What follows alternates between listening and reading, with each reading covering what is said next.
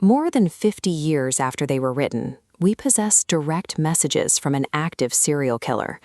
These letters sit in police archives today, staring right back at us, yet we still cannot translate them.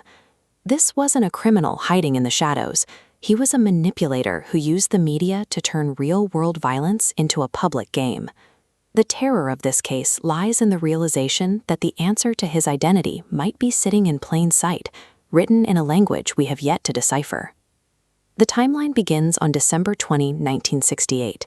A teenage couple parked along a quiet rural stretch of California road.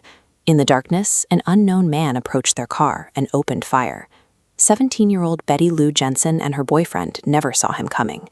Investigators found no motive, no witnesses, and no suspect profile. Their evidence was limited to a few shell casings. This silence created a dead end for police, a void that the killer himself would soon choose to fill. Months later, the silence broke.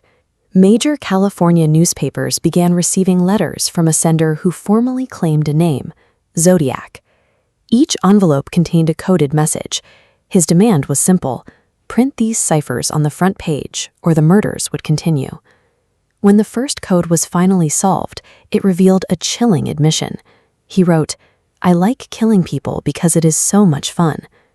Through this psychological extortion, he transformed himself into a media-savvy terrorist who controlled the public's understanding of his crimes.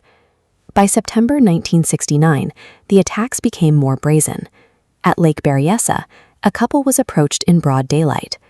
The killer arrived in a theatrical costume, a black executioner's hood marked with a white cross symbol.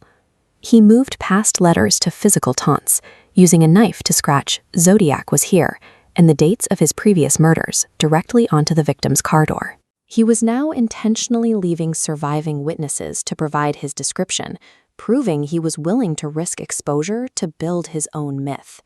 He then moved to direct contact, calling the police in a cold, emotionless voice to report his own double murder. Investigators successfully traced the call to this phone booth, but they arrived only to find it empty. The killer had already vanished into the city. As survivor descriptions reached the public, thousands of leads flooded police departments. Without modern databases, tracking a random killer meant manually cross-referencing an impossible mountain of paper files. The sheer volume of contradictory data buried the investigation, providing the killer a place to hide within the chaos of the police files. As letters continued, the codes became more advanced. Several later ciphers used non-repeating patterns beyond the reach of standard cryptography. This led to hypotheses that Zodiac deliberately buried his identity or a final confession within these unsolved texts. Despite decades of work, the massive manhunt officially failed. His identity was never confirmed. We are left with the mystery of his fate, whether he died, went to prison for another crime, or simply chose to stop.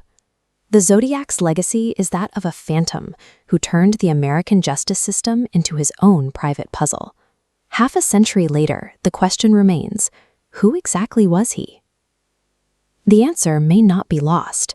It might be sitting in an evidence box today, hidden inside a code no one can read.